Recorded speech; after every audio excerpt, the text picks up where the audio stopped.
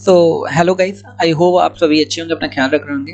तो आज एमपी पटवारी का एग्ज़ाम है। आई होप आपकी तैयारी अच्छी होगी और आप पूरे नंबर लाएंगे आज के एग्ज़ाम में। तो दोस्तों, आज हम लोग जनरल मैनेजमेंट के कुछ इंपॉर्टेंट क्वेश्चन देखने वाले हैं जो एग्ज़ाम के लिए बहुत ही इंपॉर्टेंट होने वाले हैं। तो चलिए बिना किसी देरी के स्टार्ट करते हैं। सबसे पहले हमारा क्वेश्चन जो स्क्रीन में आ रहा है, निर्णयन के संदर्भ में निम्न में से क्या सही है। कि निर्णय जब हम लोग लेते हैं, कोई भी निर्णय लेता है तो उसके संदर्भ में क्या सही है ये पूछा गया है। तो निर्णयन नियोजन का अंग है। भाई जो नियोजन हम लोग करते हैं, नियोजन मानी योजना बनाना, तो उसमें हम लोग निर्णय ही तो लेते हैं। तो वो नियोजन का अंग हुआ कि नहीं, एक अंग हुआ कि भाई नियोजन का अंग निर्णयन भी है। उसमें निर्णयन में और भी चीज़ें आती हैं, जैसे हम लोग फॉरकास्टिंग करते हैं, फ्यूचर प्रेडिक्ट करते हैं कि आगे क्या होगा, उस हिसाब से निर्णय लेते हैं। मार्केट कैसा, उस हिसाब से निर्णय लेते हैं। नियोजन मार्ग की सबसे बड़ी समस्या क्या है। तो नियोजन मार्ग की सबसे बड़ी समस्या पूछी गई है, तो भावी परिस्थितियों की अनिश्चितता, ये है नियोजन मार्ग की सबसे बड़ी समस्या। तो भावी परिस्थितियां क्या है, जो परिस्थितियां चल रही हैं या जो परिस्थितियां आने वाली उसकी अनिश्चितता, कल क्या होने वाला किसी को नहीं पता। ये समस्या तो आती भाई नियोजन किसी की योजना बनाने में। नियोजन की प्रक्रिया किसके निर्धारण के साथ शुरू होती है। तो लक्ष्य एवं उद्देश्य। अगर आप मान लो कोई छोटा भी नियोजन आप अपने लेवल में भी नियोजन कर रहे होते हैं, तो उसमें सबसे पहले क्या इंपॉर्टेंट चीज होती है, लक्ष्य। मेरा लक्ष्य क्या है, हमें क्या पाना है, और हमारा उद्देश्य क्या है, हम क्यों कर रहे हैं ये योजना जो बना रहे हैं। आगे देखते हैं, कार्यात्मक संगठन का क्या अर्थ है। विभागीकरण के आधार पर कार्यों की प्रकृति। तो विभागीकरण के आधार पर कार्यों की प्रकृति का क्या मतलब है कि प्रकृति के अनुसार कार्य कैसा, उनके अनुसार उन्हें विभाजित करना, अलग अलग विभागों में बांटना। कौन सा कुशल प्रबंध का आधार है।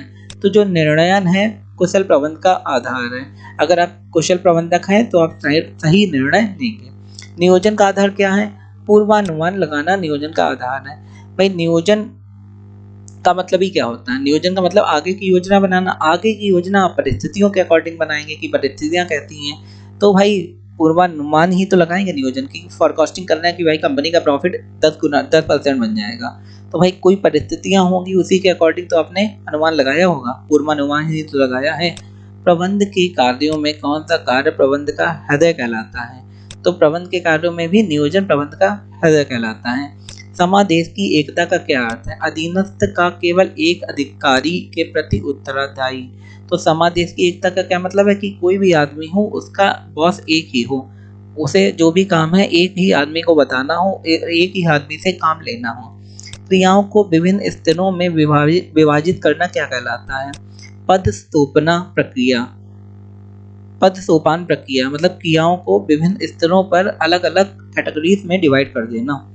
प्रबंध के किस सिद्धांत के अंतर्गत अंगूठा छाप के प्रतिस्थापन पर बल दिया जाता है। तो वो एक वैज्ञानिक प्रबंध होता है जिसमें अंगूठा छाप के प्रतिस्थापन पर बल दिया जाता है। नीति निर्धारण किसका भाग है, वो भी नियोजन का भाग है। जाहिर सी बात है, नीतियां भी बनाएंगे तो नियोजन के अकॉर्डिंग ही बनाएंगे। संगठन का सबसे लोकप्रिय प्रारूप कौन सा है। तो समिति संगठन, जहाँ पे स्टाफ होता है वहाँ उस तरीके के संगठन को सबसे अच्छा माना जाता है। प्रशिक्षण किसमें वृद्धि करता है। ये प्रशिक्षण आपके ज्ञान, अनुभव और कौशल में ही वृद्धि करेगा। पदोन्नति व स्थानांतरण भर्ती के किस प्रकार के सूत्र हैं। तो आंतरिक स्रोत है। भाई आंतरिक कंपनी का ये आंतरिक मामला होता है, किसी वो पदोन्नति होगा, किसी वो स्थानांतरित करेगा, या गवर्नमेंट का भी। आगे देखते हैं। तो चलिए आगे देखते हैं दोस्तों।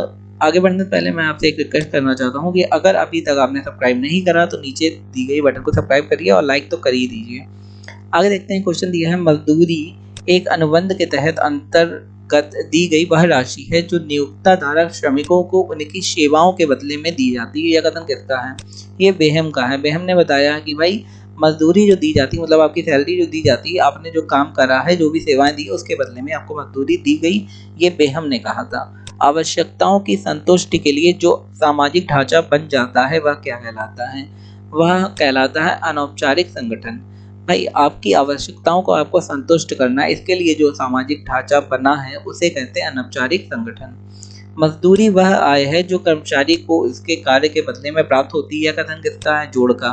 जोड़ ने कहा कि जो मजदूर है वो काम करता है, उसके बदले में उससे मजदूरी या सैलरी प्राप्त होती है।